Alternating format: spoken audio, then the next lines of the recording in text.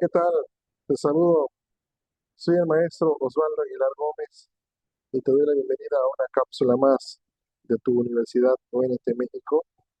Seguimos trabajando con la materia de comunicación y tecnología educativa, la cual estamos apenas en la segunda cápsula de esta primera semana de trabajo. Agradeciendo de antemano tu asistencia y esperando que te guste este material, vamos a continuar.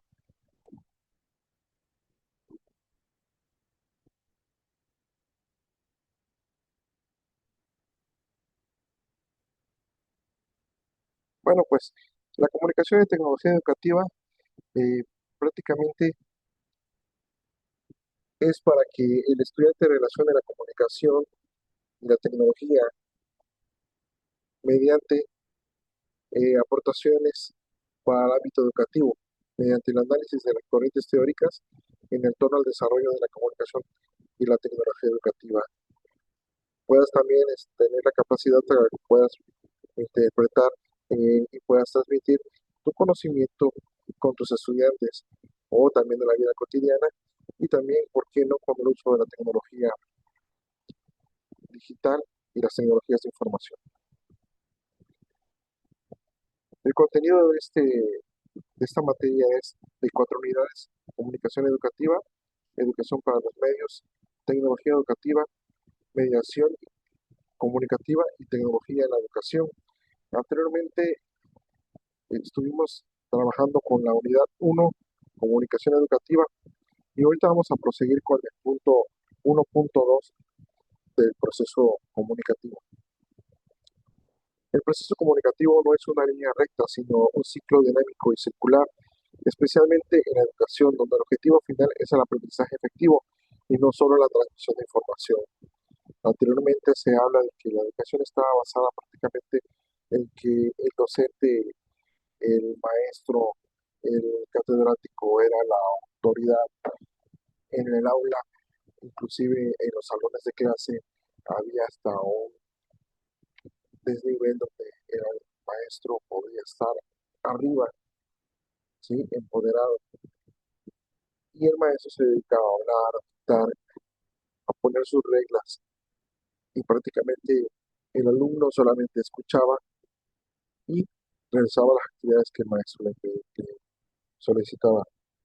Pues eso no se ha dejado de usar, pero ahora se utilizan otras estrategias de enseñanza, donde, como lo dice el proceso comunicativo, ya no es una línea solamente recta, sino un ciclo dinámico y circular, donde la información está retroalimentándose.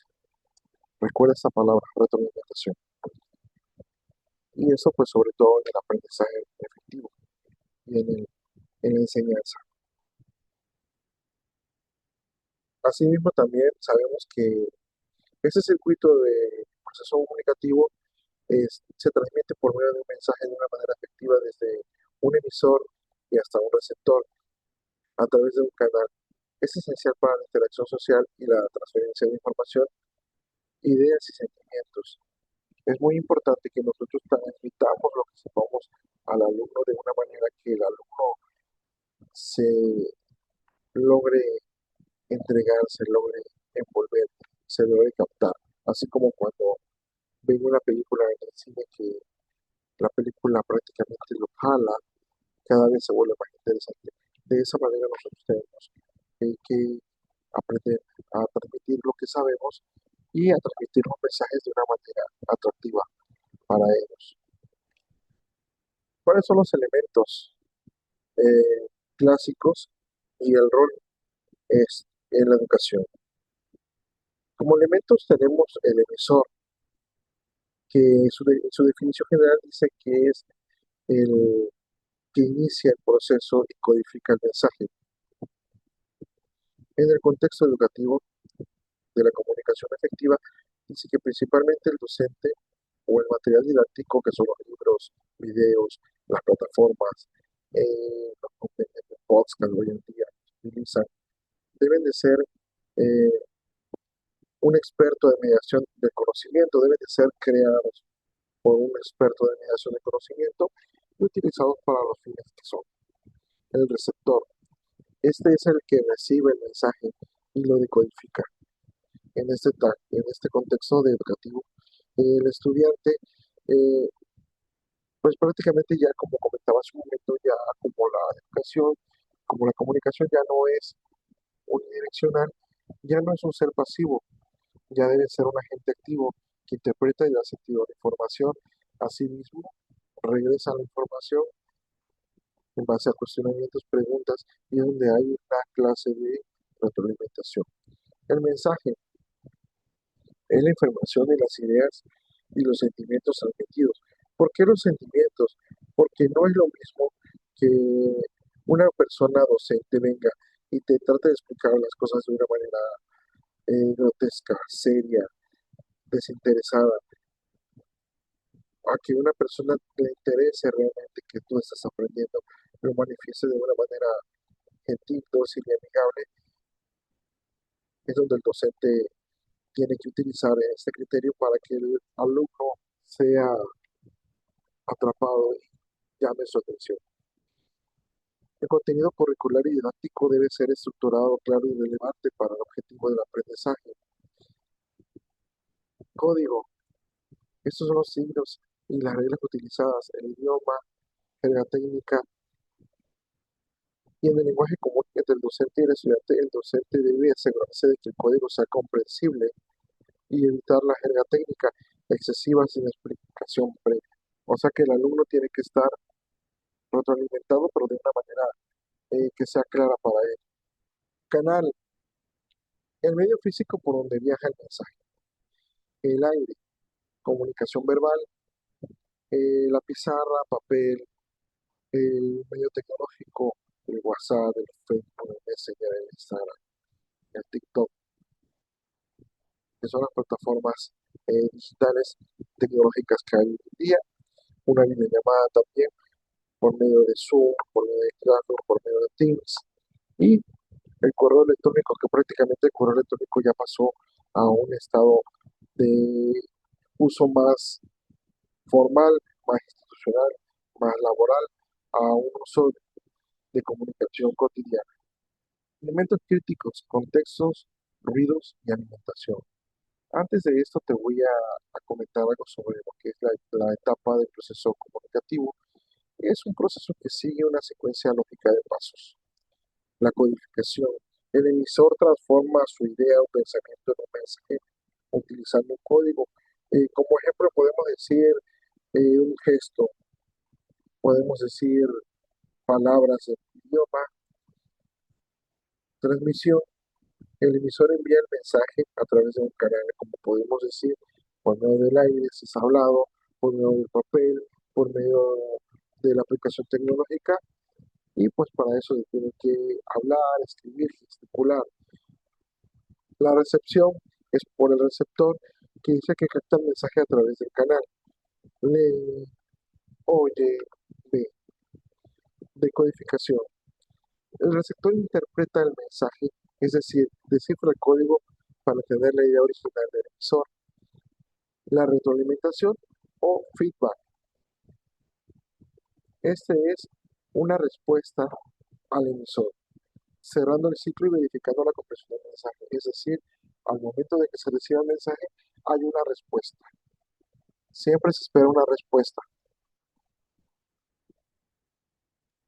La clave del éxito del proceso comunicativo en el aula radica en la gestión de estos tres elementos, que son contexto, ruido y retroalimentación.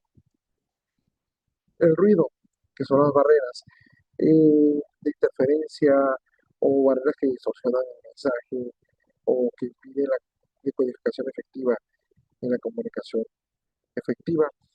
Este ruido se clasifica en físico, que son interferencias ambientales o técnicas, sonidos, malas iluminaciones, fallas en el internet, que por ejemplo yo estoy en una distancia determinada haciendo reseñas con una persona, pero ella no puede ver lo que yo estoy haciendo. ¿Por qué? Porque hay mucha gente que está pasando, o yo le estoy gritando a una persona, oye, ven para acá, a una distancia lejana, pero no me escucha porque hay mucho viento, hay muchas personas, a que yo le hable a una persona de una manera corta, estando a una distancia mucho menor.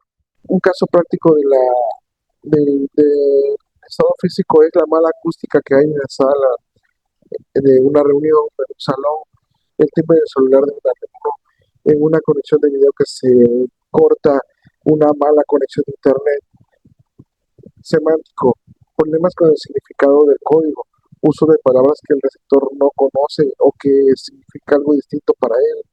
Recordemos que hoy en día los jóvenes se identifican de una manera, inclusive de la manera eh, cotidiana que se ha vuelto el uso del celular, y ahorita se comunican con imágenes, con stickers, con emojis, y a veces eso para las personas mayores es un poquito más difícil de interpretar.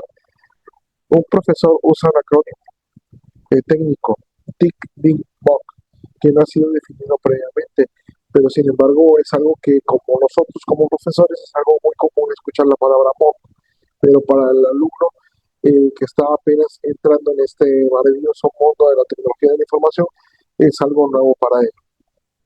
Psicológico, estados emocionales, perjuicio, actitudes o distracciones del emisor o receptor. ¿Qué es lo que pasa cuando nosotros estamos tratando de hacer entender a una persona de que comprenda un mensaje o de que reflexione acerca de la construcción de su conocimiento? Si esa persona está distraída, si esa persona no ha comido, si esa persona está preocupada porque tiene un problema, en el caso de nuestros alumnos, si esa persona está en la escuela pero está pensando que se quedaron sus papás discutiendo o simplemente está distrayéndose en alguna otra cosa, y lo menos que está haciendo es poniendo la atención para comprender los mensajes que estamos remitiéndoles. El estudiante ansioso, eh, cuando tiene un examen, no tiene nuevas explicaciones. El docente tiene un prejuicio sobre los temas referentes, ¿no? Por ejemplo, si yo quiero que el alumno aprenda, pero quiero que utilice esta estrategia de enseñanza que le ha servido a otro alumno, eso también es un obstáculo para que el alumno pueda desarrollarse y pueda eh, gestionar su autoconocimiento. Fisiológico, son las limitaciones sensoriales o físicas, son problemas de audición, voz baja, dislexia, y son cuando los estudiantes no escuchan bien, una indicación verbal o un video no tiene subtítulos o simplemente el alumno es más visual y tiene que estar observando videos, viendo gráficas. Entonces es donde el alumno eh, tiene un problema fisiológico para poder captar el mensaje. Estos procesos comunicativos tienen características y son que tienen que ser dinámicas y continuas, y que es donde el rol del emisor y el receptor se intercambian constantemente, especialmente en la comunicación interpersonal, quedando, quedando un flujo, creando un flujo continuo. Es como cuando nosotros estamos platicando con una persona y o por ejemplo con nuestro jefe que llega y nos pide que hagamos tal cosa y que tenemos que entregar un trabajo en determinado tiempo, determinado día, pero nosotros estamos también recibiendo la información, pero también estamos intercambiando con nuestro jefe, diciéndole de que por qué no hacemos tal cosa, que si es para tal día hay tiempo para hacer este ajuste, etcétera. Y es donde pues prácticamente la comunicación y el proceso se vuelve dinámico y continuo. Irreversible. Una vez que se ha enviado un mensaje no se puede desenviar o borrar el efecto que ha producido en el caso de la comunicación en tiempo real directa. Por ejemplo, una palabra que yo digo muchas veces puede afectar a otra persona si es de una manera despectiva, ofensiva, lasciva, a que yo lo trate de una manera más tolerante, más sutil. Entonces, eh, no se pueden desenviar esos mensajes, algo que ya capta. A diferencia de otros medios como el WhatsApp. En el WhatsApp, mientras no se lea el mensaje, puedes borrarlos, pero al final de cuentas, cuando el mensaje ya es leído, aunque lo borres, ya hizo su trabajo, ya fue captado. También como características están que implican los intercambios de información, como se estaba comentando, y, eh, y también por el contexto se puede a veces afectar eh, situaciones de tiempo y espacio. Por ejemplo, estoy yo en otro país y quiero hablarle a una persona y yo le hablo a determinada hora y ella se molesta. ¿Por qué? Porque aquí es de noche. Ah, pero donde yo estoy es de día. Y entonces eso también es una afección a la comunicación. Eh, Se busca también una respuesta. En la mayoría de los casos, la comunicación es frecuentemente un proceso que se tiene como objetivo provocar una acción, una opinión o una emoción en el receptor. ¿Sí? Entonces, podemos nosotros decir que eh, el contexto, el entorno para este tipo de... El contexto, que es el entorno, es el conjunto de circunstancias temporales, espaciales, sociales, culturales e históricas que rodean el acto comunicativo. En la comunicación efectiva, el contexto es vital. No se puede enseñar un concepto de economía usando solo ejemplos de un país desarrollado. Si los estudiantes provienen de un contexto rural, el mensaje pierde relevancia. O también no puedo yo enseñarle a unas personas a hacer instalaciones eléctricas mediante diagramas nada más o videos de cómo se conectan los cables, cómo se corta el cable, cómo si no creo yo un entorno más práctico para ellos, desarrollándolo con las prácticas de conexiones de circuitos, prácticas de campo, instalaciones eléctricas, etcétera.